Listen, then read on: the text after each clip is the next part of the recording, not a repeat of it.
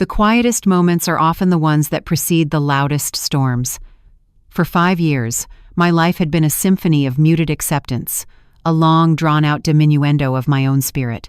I had learned to measure my days not in hours, but in the clinking of a coffee cup placed too forcefully on a saucer, the sharp, impatient click of heels on my polished oak floors, the rustle of a designer handbag being set down on the kitchen counter I had just wiped clean.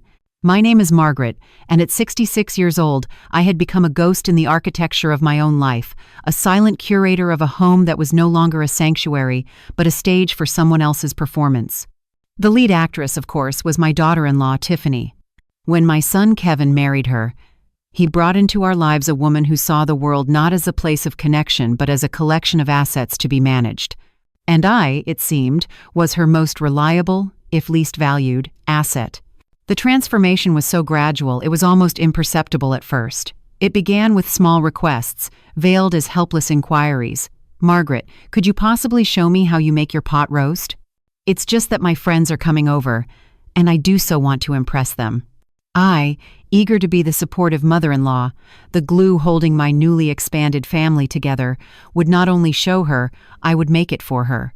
She would then present the meal as her own, accepting the shower of compliments with a demure smile, never once glancing in my direction as I cleared the empty plates. From there, the slope became steeper, more treacherous. "Margaret, could you pick up my dry cleaning? I'm just so swamped." "Margaret, the guest bathroom needs a good scrub before my parents arrive." "Margaret, I've invited 20 people for a last-minute brunch. You'll handle it, won't you?" The question mark at the end of her sentences became a mere formality, a decorative flourish on a command that had already been issued and was expected to be obeyed. And I, like a fool, always obeyed. I told myself it was for Kevin.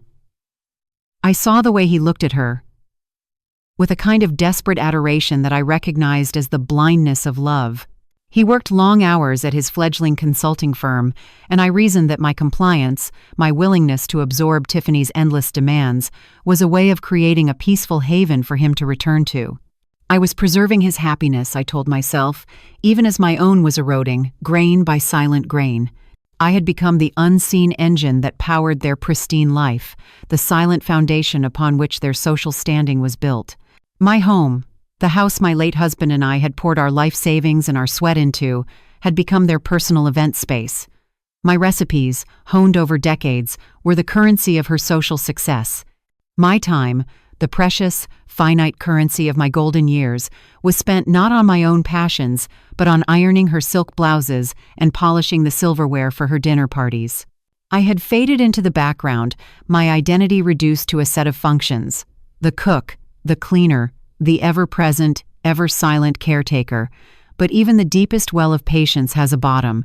My breaking point was not a sudden, explosive event, but a slow, creeping realization, a cold dawn that broke over months of quiet observation. It was the way she spoke to me when Kevin wasn't around, a tone of casual condescension she reserved for service staff. It was the way she would critique my decorating, my furniture, my life's possessions, with a dismissive wave of her hand, whispering to Kevin about how they would redecorate when the house was finally theirs. The unspoken truth hung in the air between us, thick and suffocating. I was not family. I was a placeholder, a temporary custodian of her future inheritance. The final crack in the dam appeared on a gray Tuesday in early December. The air was thick with the promise of snow, and the house was quiet. I was sitting at my kitchen table, nursing a cup of tea and enjoying a rare moment of solitude when the front door opened without a knock. The telltale click of stiletto heels on the hardwood floor announced her arrival. Tiffany swept into my kitchen, a whirlwind of expensive perfume and faux enthusiasm. She was wearing a crimson dress that cost more than my monthly grocery budget, a splash of arrogant color against the gentle quiet of my home. "Margaret," she chirped, her voice dripping with a sweetness that never reached her eyes. "I have the most marvelous news." She didn't wait for a response, sinking into the chair opposite me, her movements practiced and performative. "My entire family is coming to spend Christmas here. It will be a proper family gathering." She paused, letting the weight of her announcement settle in the air. I braced myself. Her idea of a family gathering was never a simple affair. "It will only be 25 people." The words were delivered with a breezy nonchalance, as if she were announcing she had picked up a loaf of bread. 25 people. For a week. In my house. My mind reeled, picturing the logistics, the sheer volume of cooking, cleaning, and emotional labor that would be required. I saw the malice glinting in her eyes as she continued with her master plan. She crossed her long legs and began to list the attendees as if reading from a royal decree. I have already spoken with my sister Valeria and my cousin Evelyn. My brother-in-law Marco is flying in from Chicago, and my uncle Alejandro is coming all the way from Miami. Everyone is coming. My nieces and nephews will be here, of course, and my second cousins, Valeria's children. It is going to be a perfect Christmas. She took a dramatic pause, her gaze fixed on me, waiting for my usual panicked but ultimately compliant reaction. Her lips curled into a self-satisfied smile. Of course, you will handle everything. The food, the cleaning, serving the tables. Her words struck me not like slaps, but like the final dispassionate turning of a key in a lock, imprisoning me in a role I had never auditioned for. In that moment, a lifetime of suppressed resentments, of swallowed indignities, coalesced into a single, crystalline point of clarity. I remembered every dinner I had cooked while she took the credit, every spill I had cleaned while she slept in, every time I had been made to feel like a stranger in my own home.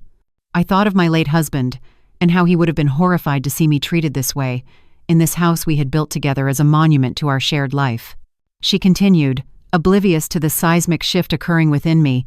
We will need 3 turkeys at least, and that chocolate silk pie you make, the one that everyone raves about. Oh, and you will have to decorate the entire house. I want it to look perfect for the Instagram photos. She waited for my typical, weary response. Yes, Tiffany, but this time was different. This time, something inside me, something I thought had been extinguished long ago, had reignited. A calm, cold fire. I looked her directly in the eye, my gaze steady, and a strange serenity washed over me, a peace that comes only when a decision, a true and final decision, has been made. Perfect, I said, my voice even and clear. Her smile began to falter, a flicker of uncertainty in her eyes. I repeated the word, savoring it. It will be a perfect Christmas for all of you. Because I will not be here. The silence that descended upon my kitchen was absolute, a sudden deafening void where the hum of the refrigerator seemed to roar. Tiffany's perfectly painted mouth fell slightly open. She blinked several times, her long lashes fluttering as if trying to clear a vision she couldn't comprehend.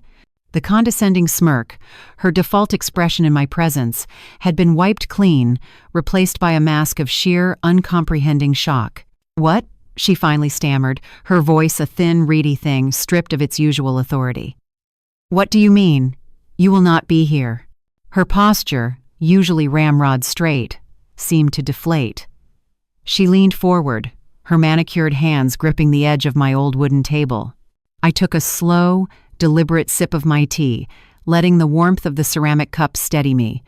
I met her bewildered gaze with a calm that felt like a superpower. Exactly what you heard, Tiffany. I am going on vacation. You and Kevin and your 25 relatives can cook, clean, and serve yourselves. For the first time in 5 years, I was not reacting to her, she was reacting to me.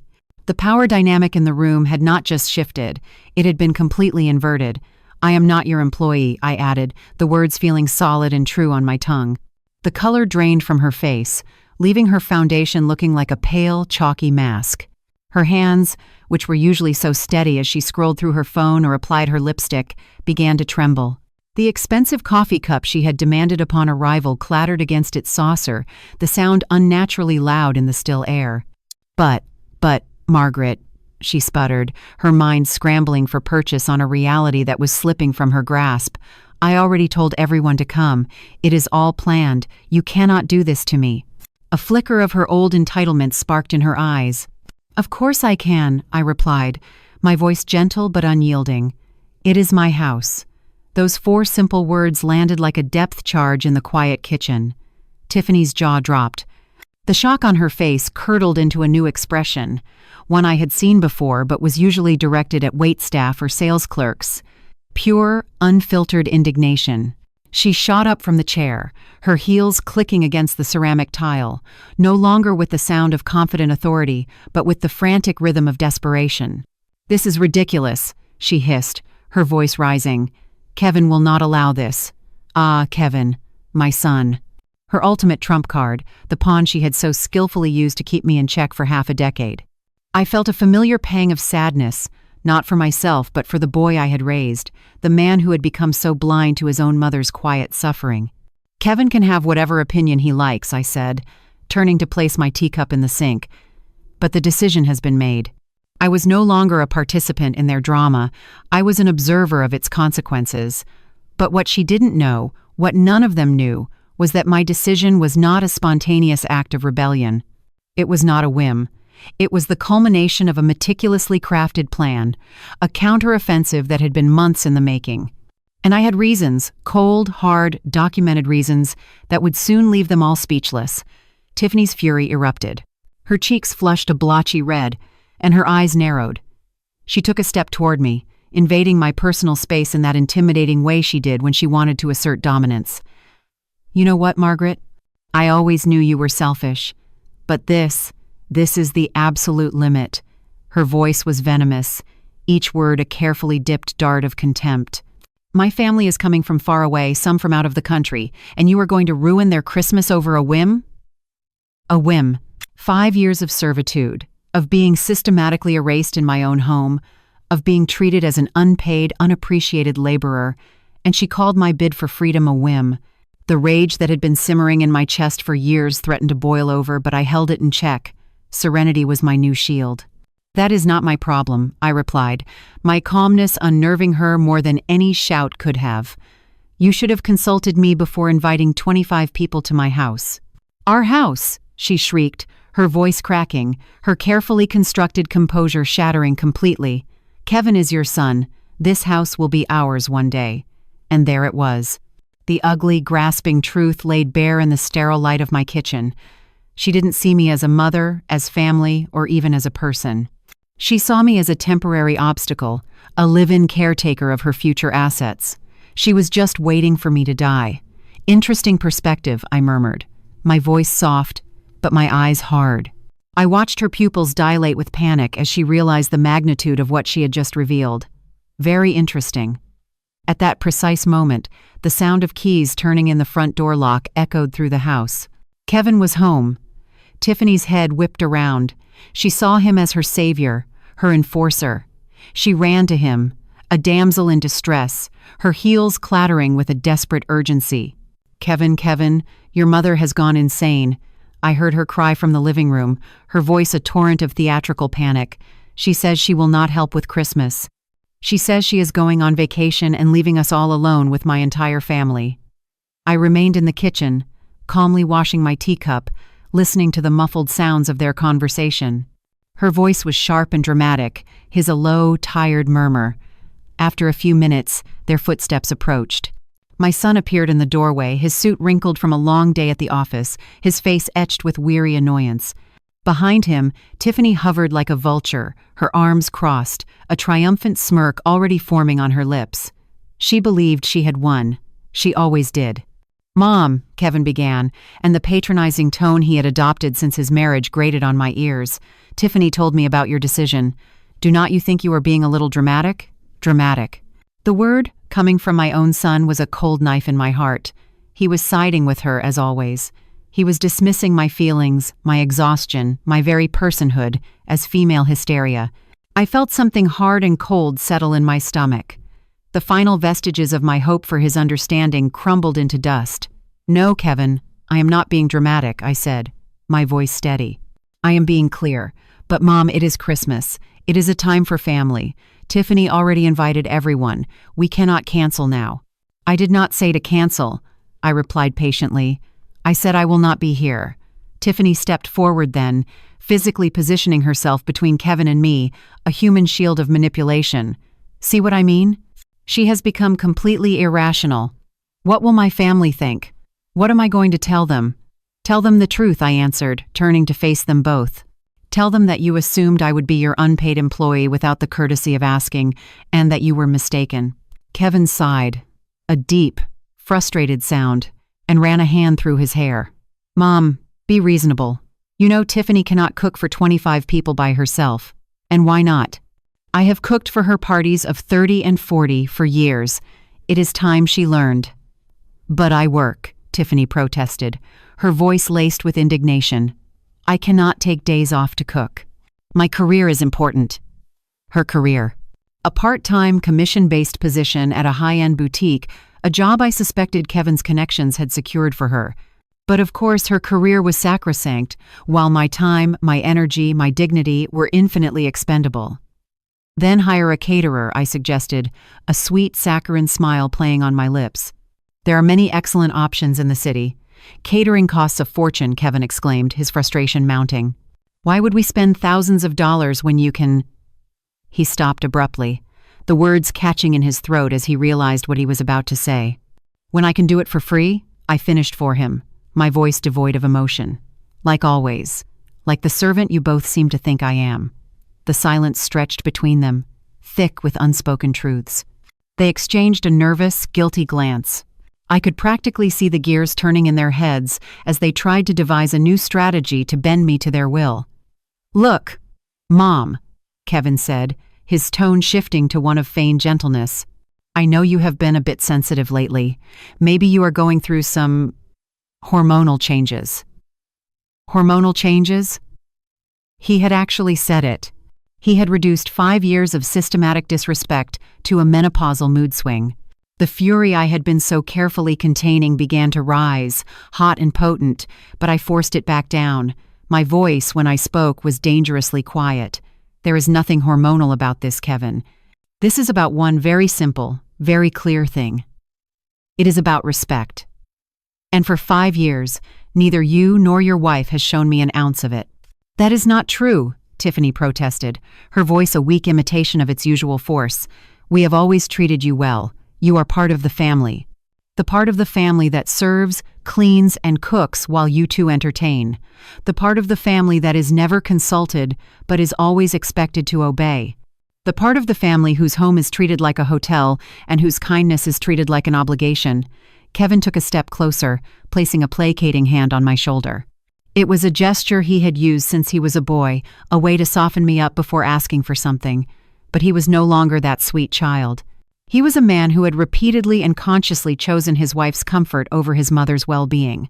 All right, Mom, I understand you are upset, he said, his voice a low cajole. But think about it. It is just for 1 week. After Christmas, everything will go back to normal. Normal, their normal. A world where I was invisible until I was needed, where my feelings were an inconvenience to be managed. Where my house, my life, my very being were resources to be exploited for their convenience. No, Kevin, I said, shrugging his hand off my shoulder. Things are not going back to normal, because I am leaving tomorrow. They both froze, their faces a perfect diptych of disbelief. Tiffany was the first to find her voice, which rose to a near shriek. Tomorrow? Tomorrow, I confirmed, a flicker of grim satisfaction stirring within me as I watched pure, unadulterated panic dawn in their eyes. I already have everything arranged. What they did not know was that I truly did have everything arranged, just not in the way they could ever possibly imagine. This is insane, Tiffany wailed, her composure completely gone. She began to pace my kitchen like a caged animal, her hands twisting together. You cannot leave tomorrow. It is impossible. My family arrives in 3 days. Well, you should have thought of that before you took for granted that I would be your Christmas elf, I replied, maintaining my serene tone as I calmly dried the teacup I had just washed. Every measured movement was designed to show them that their hysterics no longer had any power over me. Kevin just stood there, shifting his weight from one foot to the other, his face a mask of conflict. He was a man caught between his demanding wife and his resolute mother, and he was utterly out of his depth. Mom, please, he finally murmured, his voice pleading. At least tell us where you are going. When will you be back? I am going to visit my sister in Miami, I lied, the falsehood slipping out with a smoothness that surprised even me. It was a necessary deception. They could not know my real plans. Not yet, and I will be back after New Year's. After New Year's. Tiffany looked as if she might faint. But what are we going to do? I already told everyone. My uncle Alejandro already bought his plane tickets. Valeria canceled her plans. Marco took time off work. It sounds like you have a lot to figure out, I said. I saw desperation begin to replace the rage on Tiffany's face. She lunged for a new tactic: emotional manipulation. She rushed to my side, her hands gripping my arm. Her knuckles were white. "Margaret," she said, her voice suddenly changing, becoming thick and syrupy. "You know, I have always thought of you as a second mother. You are so important to me, to us. You cannot just abandon us like this." I had seen this performance many times before. It no longer worked. "If you truly considered me a mother, Tiffany, you would not have treated me like your maid for 5 years. But I do not," she insisted, her eyes wide with feigned innocence. I just thought you enjoyed cooking for the family. I thought you liked to feel useful." Useful, that word, more than any other, was the key that unlocked the full depth of her cruelty. For 5 years, I had clung to the idea that being useful was my purpose, my way of earning my place in my son's new life. Now I saw that being useful had simply made me a tool, an object to be used and discarded at her convenience. "You know what, Tiffany? You are right," I said, my voice dangerously soft. "I do like to feel useful. That is why, for the first time in a very long time, I am going to be useful to myself." Kevin, seeing his wife's attempts failing, intervened again. His frustration was now a palpable force in the room. "Mom, this is not fair. You know we do not have the money to hire a caterer for 25 people. The deposit on the new apartment wiped out our savings." A new apartment. This was the first I was hearing of it. My eyes narrowed, my mind instantly seizing on this new piece of information. Since when were they planning to move? And more importantly, why had they not told me? What new apartment? I asked, my voice laced with a curiosity that should have warned them. They exchanged another guilty look, the kind shared between co-conspirators who have just let a critical secret slip. "Well," Kevin stammered, avoiding my gaze, looking down at his expensive shoes, "we were going to tell you, after the holidays.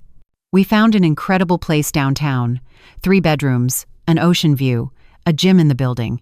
"It sounds expensive," I observed, keeping my tone neutral, though my mind was racing, connecting invisible dots. "Well, yes, but it is worth the investment. And do not worry, we are not moving far, only 30 minutes from here. 30 minutes.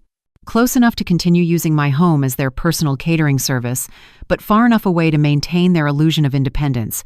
How convenient. And how, exactly, do you plan to pay for it?" I asked, my gaze unwavering. Tiffany's face suddenly lit up, as if she had found the perfect, irrefutable argument to win me over. "That is why it is so important that we have a perfect Christmas," she exclaimed, her voice filled with renewed purpose. "My uncle Alejandro is very generous when he is impressed. And my brother-in-law Marco has connections in real estate. If everything goes well, they might be able to help us with Kevin's business." And there it was. The final piece of the puzzle, clicking into place with sickening clarity. This grand Christmas celebration was not about family. It was not about tradition. It was a business transaction. It was a carefully staged performance designed to impress her wealthy relatives into giving them money. And I was not just the stagehand, I was the unpaid star of the show, the key to their entire manipulation scheme. "I see," I murmured, letting the silence hang in the air. "So, this perfect Christmas is a fundraising event." "Exactly," Tiffany said, relieved that I had finally, in her mind, grasped the gravity of the situation. "I knew you would get it." "You are so smart, Margaret. You always know the right thing to do. For 5 years, the right thing had been to sacrifice my own needs for theirs. But my definition of the right thing had undergone a radical transformation." "You are right, Tiffany," I said, my voice calm and final. "I know exactly what the right thing to do is, and that is why my decision stands. I am leaving tomorrow." The hope on their faces died, extinguished as quickly as it had appeared. Tiffany began to breathe rapidly, her chest heaving. "You cannot do this. You cannot ruin our future over a childish tantrum." "It is not a tantrum," I corrected her. "It is a consequence. But what will my family think when they arrive and find the house empty? When they see there is no food prepared, no decorations, nothing? They will think," I said, walking toward the door, "that their niece invited them to a party she had no intention of hosting herself. And they will be correct." Kevin made one last, desperate plea. "Mom, please, we can postpone your vacation. After New Year's, you can go wherever you want. We will pay for it. The hotel, the flights, everything." Pay for it with what money? The money they were planning to solicit from her uncle? The offer was not just empty, it was insulting. It was 5 years too late. "Your offer is noted, Kevin, but my decision is final. This is emotional blackmail," Tiffany shrieked, her mask of civility finally falling away completely to reveal the raw, grasping desperation beneath. "You are using our situation to manipulate us." The irony was so profound it was almost comical. She, the master manipulator, was accusing me of her own signature tactic. "You want to talk about emotional blackmail, Tiffany?" I asked, turning to face her one last time. "Emotional blackmail is making me feel guilty for not wanting to cook for your friends on my birthday. It is telling me a good mother-in-law always puts the family first when I say I am too tired to clean up after your parties. It is assuming my life is empty and my time is worthless because I am retired." Every word was a direct hit. I saw them both flinch. They knew it was true, all of it. That is not the same thing," Tiffany stammered, her voice losing its conviction. "You are right," I said, my hand on the doorknob of the kitchen door. "It is not the same, because what you two have done for 5 long years is so much worse. You have not just taken my generosity for granted. You have tried to erase me. And tomorrow, I am coming back into focus." That night, while the desperate, whispered arguments of my son and his wife echoed from the living room, I locked myself in my bedroom and opened my laptop. It was time for phase 2. My plan had not been born from a single moment of anger, but from a devastating discovery 3 months prior. It was a Saturday, and I had been, in my then foolish desire to be helpful, cleaning Kevin's home office. Tucked away in a mislabeled folder, I had found a sheaf of papers, bank statements, printed emails, loan applications. At first, I assumed they were business-related. But Tiffany's name appeared again and again, linked to transactions that made my blood run cold. Later that night, long after they had gone to bed, I crept back into the office. Under the narrow beam of a desk lamp, I pieced together the sordid truth. Tiffany was drowning in debt. Not shared marital debt, but a secret, hidden mountain of personal liabilities. Credit cards in Kevin's name that he clearly knew nothing about. Personal loans taken out against the equity of my home, a home she did not even own. Compulsive shopping sprees at luxury retailers that totaled over $50,000. But the financial betrayal was only part of it. The emails were far more chilling.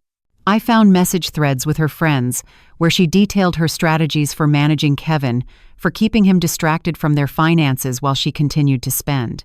And then, the ultimate blow.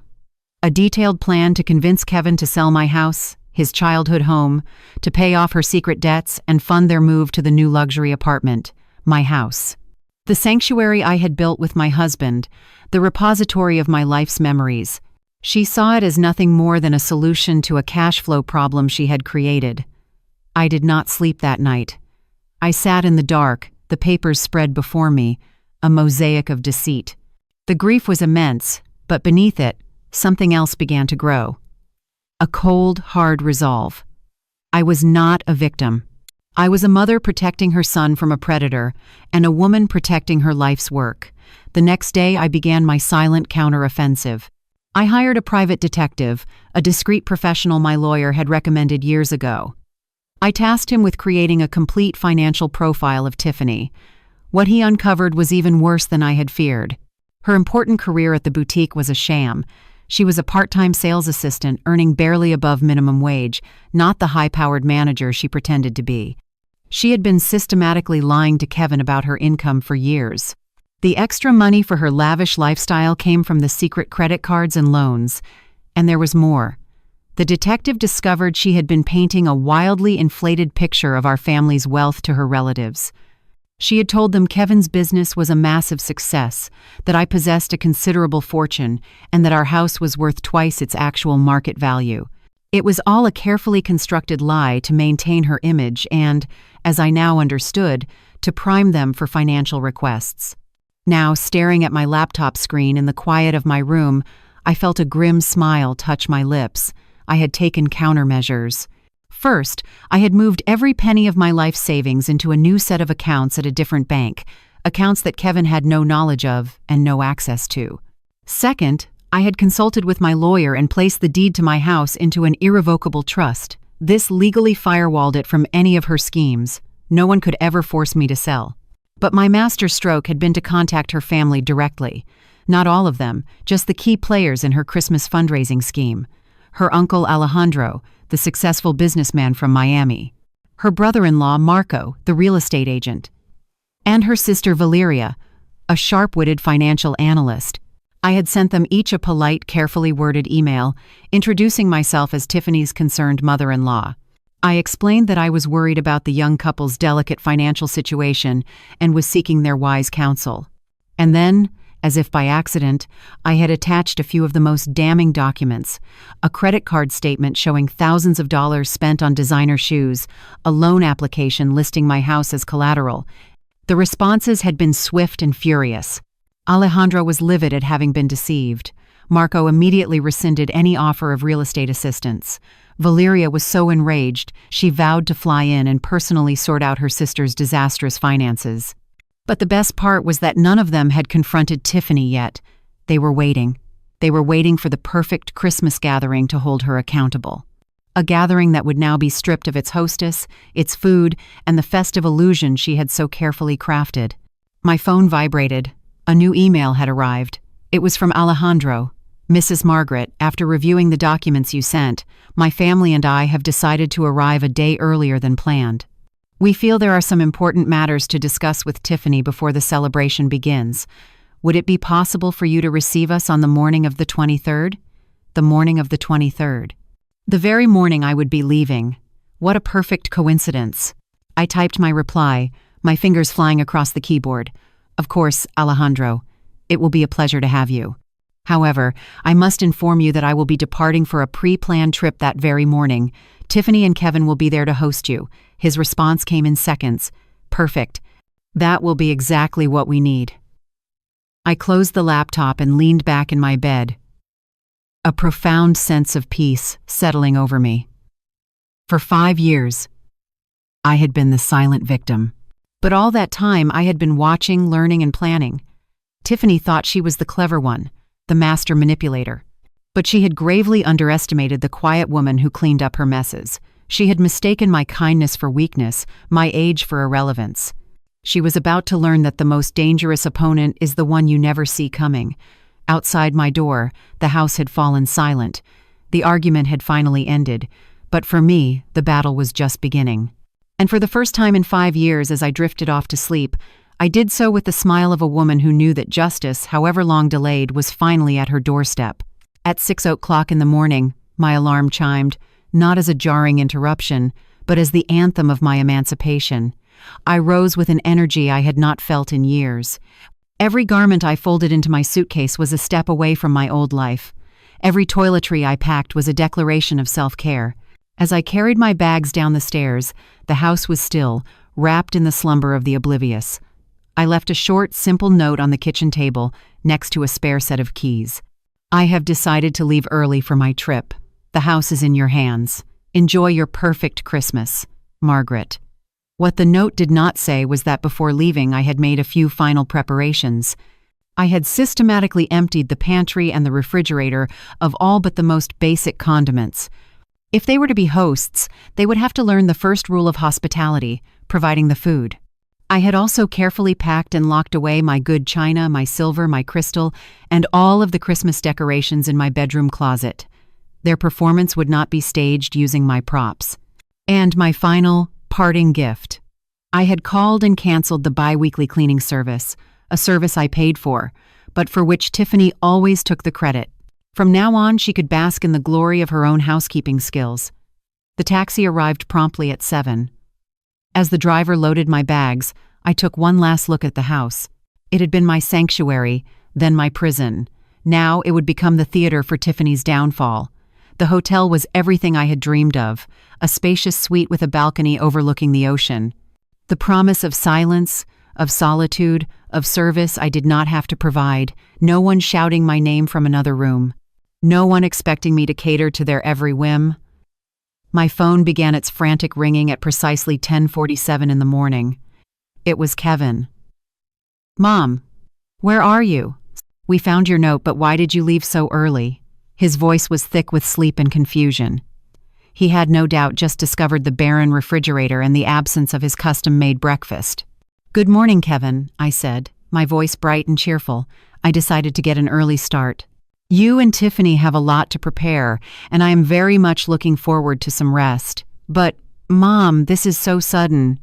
Tiffany is, well, she is pretty upset. Upset. A mild term for the full-blown panic attack I was certain she was experiencing. I am sure she will manage perfectly, I said breezily. After all, she is a very capable woman. There was a long pause on the other end of the line. I could hear Tiffany's voice in the background, high-pitched and hysterical. Could you at least tell us where you are, in case of an emergency? I am safe and in a very good place. That is all you need to know. Mom, please, I know you are angry, but this is extreme. Tiffany's family arrives in 2 days, and we do not have any— Kevin, I interrupted him, my voice firm. You are a 32-year-old man. Tiffany is 29. You are both fully functional adults. I am absolutely certain you can solve your own problems without the assistance of a 66-year-old retiree. Another long pause. Fine. He finally sighed. The sound of complete defeat. But promise me you will be okay. And when are you coming back? I will be back when I am ready, I said. Enjoy your Christmas. I ended the call before he could protest further and immediately put my phone on silent mode. The bombardment of calls and texts would be relentless, but I had earned this peace. I ordered lobster thermidor from room service, a decadent meal I would never have dared to prepare at home, where Tiffany's unspoken austerity measures governed my own kitchen. As I ate, savoring each bite, my phone screen blinked with a constant stream of silence notifications.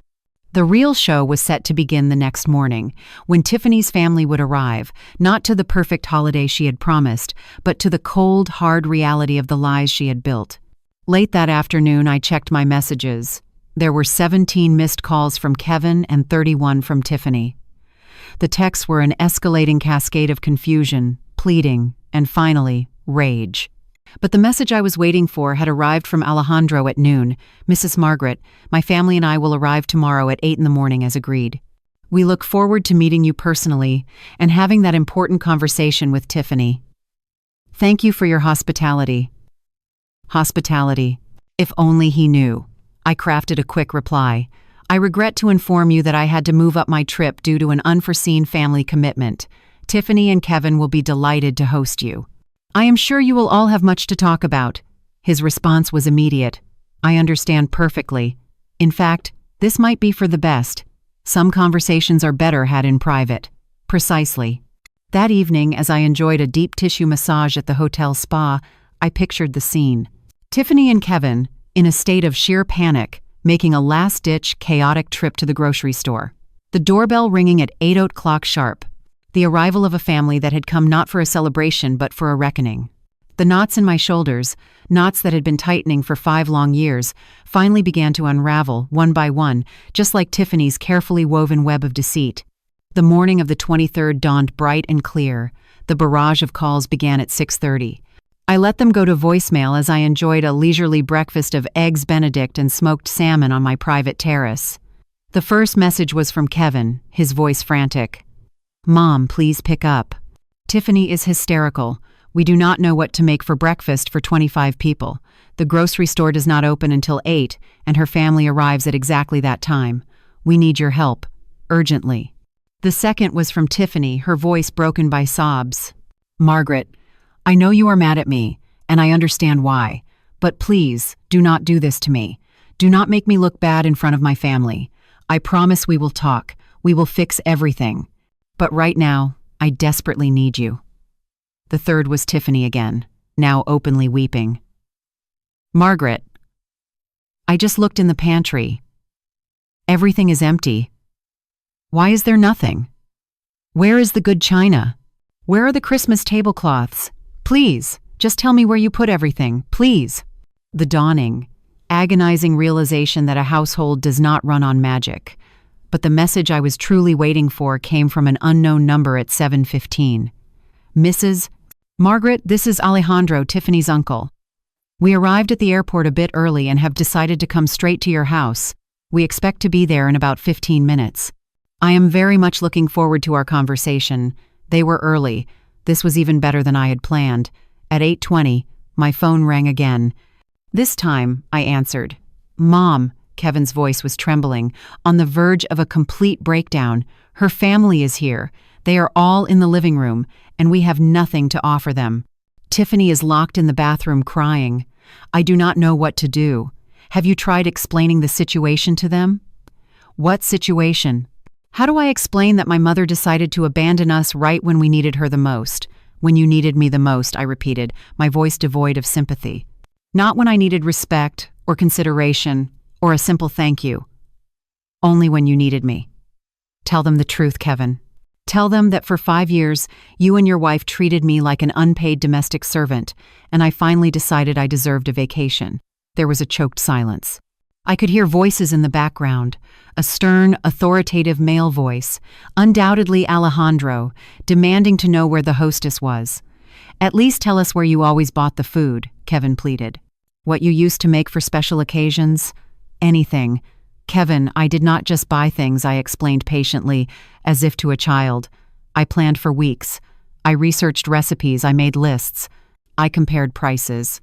I dedicated entire days to preparation. It was not magic, Kevin. It was work. A tremendous amount of work that you both took completely for granted. I heard a new voice come on the line, serious and commanding. Is this Mrs. Margaret? This is Alejandro. I would like to understand what is going on. I would love to chat, Alejandro, but as I said, I am on vacation. I am sure Tiffany can explain everything. After all, she is the one who organized this wonderful family gathering. Please, Mom, just 5 minutes, Kevin begged. He is very confused. He thinks he can help us solve this. Solve this for you mean? Kevin, listen to me. For 5 years, whenever you had a problem, I was the solution. Today, for the first time, you must solve your own. It is not my responsibility, but it is my family, he finally shouted. I heard Alejandro's voice clearly in the background. Young man, I need to understand. Where is the grandmother who invited us? Where is the woman of the house? Mom, please, Kevin whispered, his voice cracking. There is no misunderstanding, Kevin, I said, my voice cold and final. There is only a reality that you have refused to see for years. A family that is not built on mutual respect is not a family at all. It is a prison. And I have just set myself free. I hung up the phone and, this time, I turned it off completely. It was time for the final, most satisfying phase of my plan. I went down to the hotel's business center, sat at a computer, and opened my email. There were new messages from Valeria and Alejandro, both expressing deep confusion about the chaotic scene they had walked into. I replied to them both with a single, carefully crafted message. Dear Alejandro and Valeria, I apologize for the confusion. I was forced to advance my trip due to personal circumstances. However, I believe it is critical for you to understand Tiffany and Kevin's true financial situation before you proceed with any holiday plans. The documents I previously sent you are only the tip of the iceberg. If you truly wish to help your niece, I suggest you have a very frank conversation with her about her spending habits, her secret debts, and her profoundly unrealistic expectations of family support. Sincerely, Margaret. I hit send and leaned back. I did not have to wait long. 20 minutes later, the phone in my hotel room rang. The front desk was patching through an urgent call from a Mr. Alejandro. Mrs. Margaret, he said, his voice tense but controlled. Thank you for taking my call. I need to ask you some direct questions. Is it true that for the last 5 years, you have been solely responsible for the cooking and cleaning for all of Tiffany's family events? That is correct, I said. And when she told us about the elaborate, perfectly executed dinners, was she the one organizing them? I planned and executed every detail, from the menu to the cleanup. Tiffany's only contribution was taking the credit. There was a long, heavy pause. I could hear muffled, angry voices on his end. Second question, he continued. The financial documents you sent. Are they authentic? They are completely authentic. I discovered them in my son's personal files. And does Tiffany know you are aware of her debts? Until today, she had no idea that I knew about her secret spending, her lies about her income, or her plan to sell my house. I see, he said, his voice turning to ice. One final question. Why did you choose to leave at this specific moment? Because your niece assumed, without asking, that I would be her unpaid chef and maid for 25 people for an entire week. Because I finally realized that my self-respect was more important than her convenience. The silence on the other end was long and profound. When he finally spoke, his voice was filled with a mixture of disappointment and cold fury. Mrs. Margaret, my family owes you a profound apology. Tiffany has been lying to us for years. She painted a picture of a prosperous family where she was the brilliant, successful hostess. She asked us for financial support to expand Kevin's business, when in reality, the money was intended to pay off her own compulsive shopping debts. We, like fools, were prepared to help her, because we believed she had earned it. Let me assure you, my family does not tolerate this kind of deceit. Tiffany is about to have a very, very serious conversation. Alejandro, I interjected, if I may be so bold as to offer a suggestion. I believe it would be immensely beneficial for Tiffany to face the natural consequences of her actions without a safety net. For too long, others have solved her problems. Perhaps it is time she learned to solve them herself. I agree completely, he said. In fact, I have some news for her that I believe will drastically alter her perspective. The financial support she was expecting, that was entirely contingent on her demonstrating fiscal responsibility. After what we have seen today, and the information you have provided, I can assure you there will be no support whatsoever. My smile widened. But there is more, he continued. My brother-in-law Marco is furious. Apparently, Tiffany had asked him to begin evaluating properties for their investment portfolio, including the very house you are living in. No, I said, a fresh wave of cold anger washing over me. I did not know that. Well, he is beside himself. He invested time and resources based on fraudulent information. He feels utterly deceived. Which brings me to my point. My family has decided to cancel Christmas. Instead, we are staging a family intervention. Tiffany will be required to account for every lie, every dollar, and every deception. It was even better than I had planned. Mrs. Margaret, he said, his voice softening with respect, I must go and deal with this. But I want you to know that my family now understands the situation completely. You have our deepest respect for your dignity and your courage. Thank you, Alejandro, I said. That means more to me than you know. One more thing, he added. When you are ready to return, we hope to meet you properly. The real Margaret, not the character Tiffany invented. It would be my pleasure, I said. I hung up the phone and felt a wave of profound, cleansing satisfaction wash over me. The kingdom of lies was crumbling, and I had not had to raise my voice once. I had simply held up a mirror and allowed the truth to do its work. The evening of December 23rd, driven by a morbid curiosity I could not suppress, I hired a private car service to take me on a slow drive through my own neighborhood. The scene at my house was one of controlled chaos. Several rental cars were parked haphazardly along the curb. Through the brightly lit living room window, I could see figures moving, their gestures sharp and tense. There were no festive lights, no welcoming wreath on the door. Instead, discarded pizza boxes were stacked near the porch, a sad monument to a celebration that had died before it could begin. It looked less like a holiday gathering and more like the headquarters of a family crisis. My phone vibrated with a text from Valeria, the financially savvy sister. Mrs. Margaret, could you please call me? I have discovered something else. I called her immediately. Her voice was strained, exhausted. I am going through my sister's finances, and it is even worse than we imagined. I just found evidence that she has been using Kevin's personal information, his social security number, to open accounts without his knowledge. This is not just debt, Margaret. This is identity fraud. A federal crime.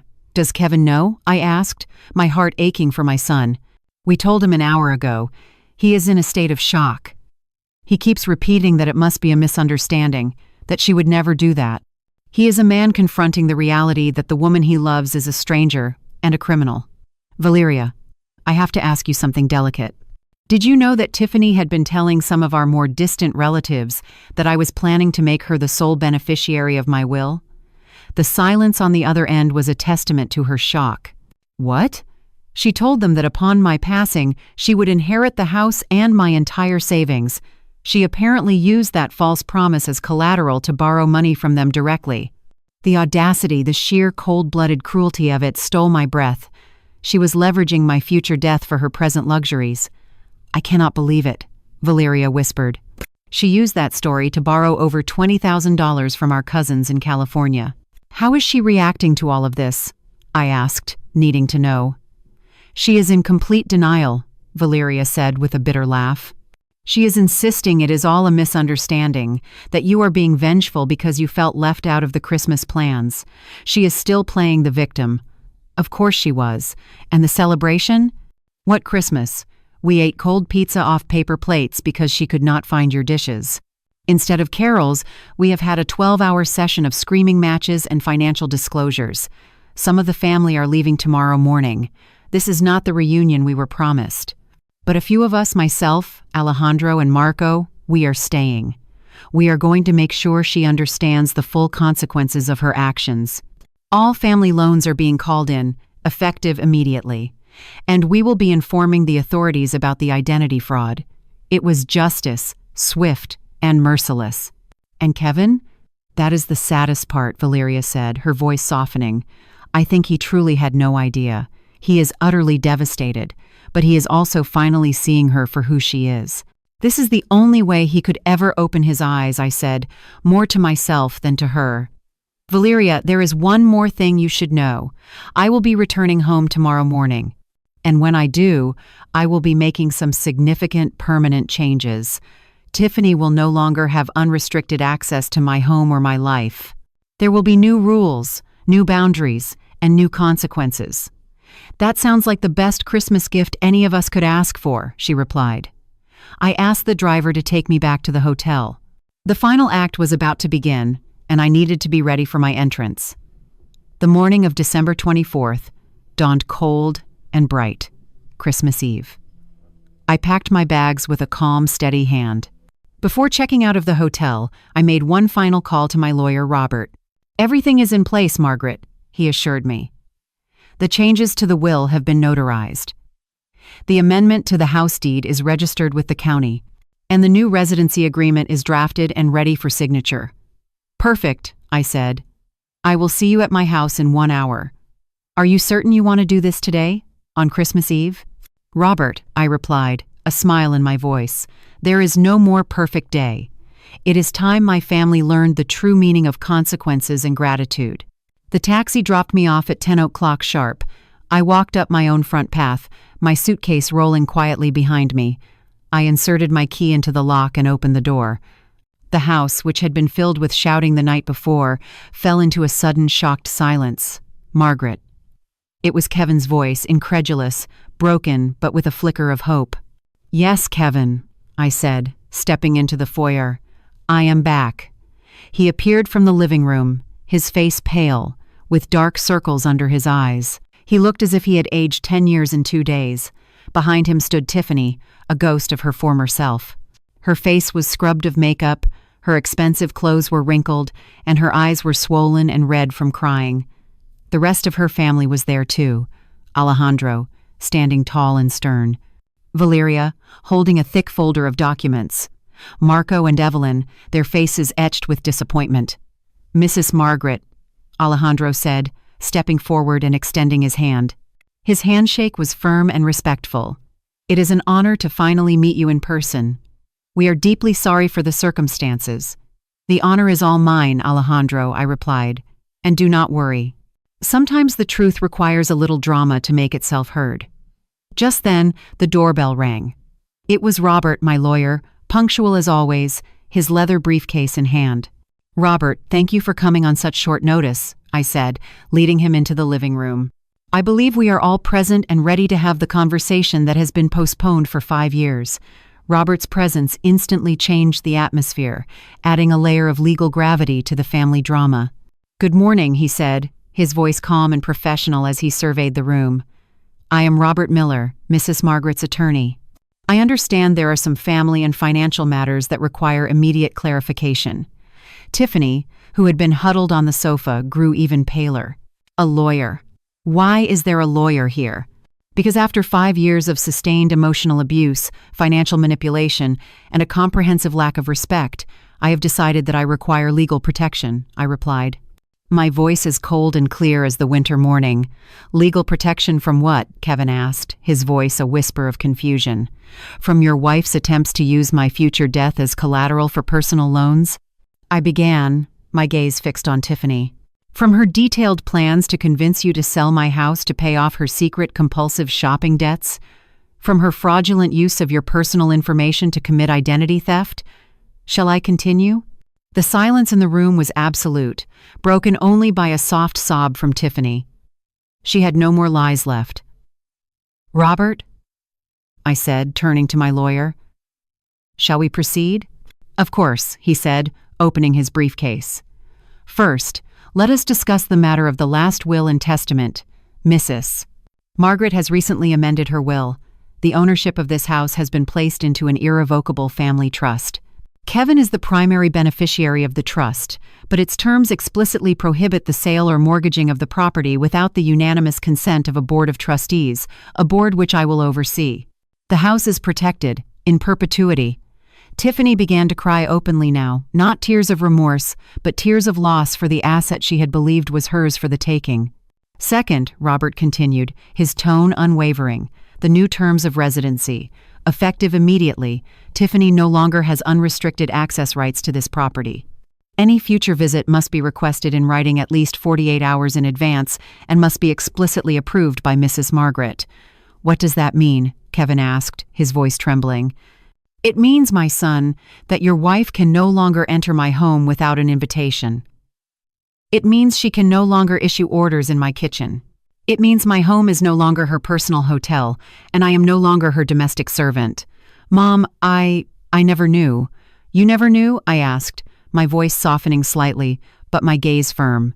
In 5 years, Kevin, you never noticed that I did all the work while she took all the credit? You never once wondered why your wife, who claimed to be such a perfect hostess, never cooked a single meal or cleaned a single dish in your presence.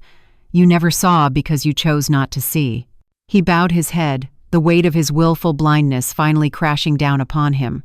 Alejandro approached his niece, his voice heavy with a sorrowful authority. Tiffany, our family gave you our trust, our support, our love, and you repaid us with lies, you manipulated us. You made us unwitting accomplices in your cruel disrespect of a woman who deserved only our admiration. Uncle, you never wanted what? To lie about your income? To commit identity fraud against your own husband? To invent false inheritances to solicit loans? To treat your mother-in-law, the woman who opened her home to you, like a servant? She had no answer. There is one final matter, I said, my voice ringing through the quiet room. I looked directly at Tiffany, who refused to meet my gaze. You will repay every single penny you borrowed from your family using lies about my will. You will write a personal letter of apology to every single person you deceived, and you will, with Kevin's help, seek professional counseling for your compulsive spending and your issues with honesty. If she does not, Valeria asked, her voice hard. Then she will face the full legal consequences for identity fraud and fraudulent obtainment of credit, Robert finished, snapping his briefcase shut. The matter was settled. I looked around the room, at the wreckage of my family. For 5 years I had silenced myself because I thought I was keeping the peace. But I had learned a powerful lesson. A family built on a foundation of lies, disrespect, and manipulation is not a family. It is a toxic cage. I looked at my son. Kevin, I love you. But you have a choice to make. You can choose to be a man who enables his wife's abuse and deceit, or you can choose to be a man who stands for honesty and respect. And I looked at Tiffany, a broken woman on my sofa. You too have a choice. You can begin the hard work of becoming a responsible adult who faces the consequences of her actions, or you can continue to be a manipulative child who expects the world to clean up her messes. The grandfather clock in the hall struck noon. It was officially Christmas Eve. Now, I said, a genuine smile finally reaching my eyes. Those of you who wish to stay for a Christmas based on truth, honesty, and real gratitude are welcome in my home. Those who prefer to live in a world of fantasy and manipulation are free to leave. For the first time in 5 years, I was the one setting the terms. I was in complete control of my house, my life, and my future. and I had never felt a freedom so profound or a peace so complete.